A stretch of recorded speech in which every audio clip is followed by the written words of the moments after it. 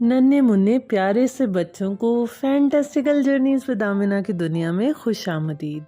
तो प्यारे बच्चों, आज मैं आपके लिए कहानी लाई हूँ एक लोमड़ी और चील की, जिनकी आपस में थी बहुत ही अच्छी दोस्ती। तो बच्चों, बहुत पहले की बात है कि एक लोमड़ी एक चील की सहेली बन गई। दोनों में दोस्ती हो गई और वो रोजाना मिलने लगे। एक दिन लोमड़ी ने चील से कहा, क्यों ना हम पास रहें। पेट की फिक्र में अक्सर मुझे घर से दूर जाना पड़ता है, जिसकी वजह से मेरे घर में बच्चे अकेले रह जाते हैं, जबकि मेरा पूरा ध्यान मेरे बच्चों में लगा होता है। क्यों ना तुम यहीं कहीं पास ही रहो, मेरे आने तक मेरे बच्चों का ख्याल रखोगी।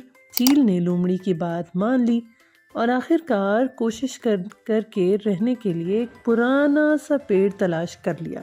उस पेड़ का तना इतना खोखला था कि उसमें सुराख था। दोनों को ये जगह बहुत पसंद आई और लोमड़ी अपने बच्चों के साथ सुराख में रहने लगी और चील ने पेड़ पर अपना बसेरा कर लिया। कुछ अरसा गुजरा कि लोमड़ी की गैर मौजूदगी में चील अपने घोंसले में अपने बच्चों के साथ बैठी हुई थी। उसने अपना और अपने बच्चों का पेट भरने के लिए लोमड़ी का एक बच्चा उठाया और घोंसले में जाकर खुद भी खाने लगी और बच्चों को भी खिलाने लगी। जब लोमड़ी वापस आई तो एक बच्चा गायब पाया। उसने बच्चे को इधर उधर बहुत ढूंढा, मगर उसे कोई न मिला। उसकी आंखों से आंसू बहने लगे। चील भी दिखावे का अफसोस करती रही।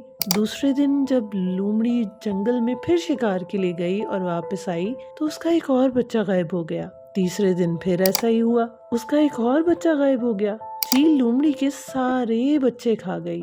लोमड़ी का चील पर शक यकीन में बदल गया, बल्कि उसके तमाम बच्चे चील नहीं खाए हैं, लेकिन वो इस बात पर चुप रही। उसने कोई शिकवा नहीं किया। क्या करती? वो हर वक्त रोती रहती और अल्लाह ताला से फरियाद करती, ऐ अल्लाह, मुझे उड़ने की ताकत अता फरमा ताकि मैं अपनी दोस्त नुमा दुश्मन से अपना बदला ले सकूं। अब क्या था, अल्लाह ने लोमड़ी की दुआएं सुनी और चील पर अपना कहर नाजिल फरमा दिया।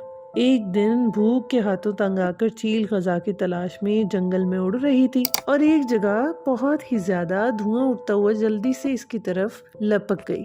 जब उसने देखा तो कुछ शिकारी आग जला रहे थे और अपना शिकार भूनने में मसरूफ थे। चील का भूख से बुरा हाल था, बच्चे भी बहुत भूखे थे। वो सब्र नहीं कर सकी और उसने एक झपटा मारा और कुछ गोश्त अपने पंजों में उचक कर घोंसले में ले गई। उधर भुने हुए गोश्त के साथ कुछ चिंगारियां भी चिपकी हुई थी।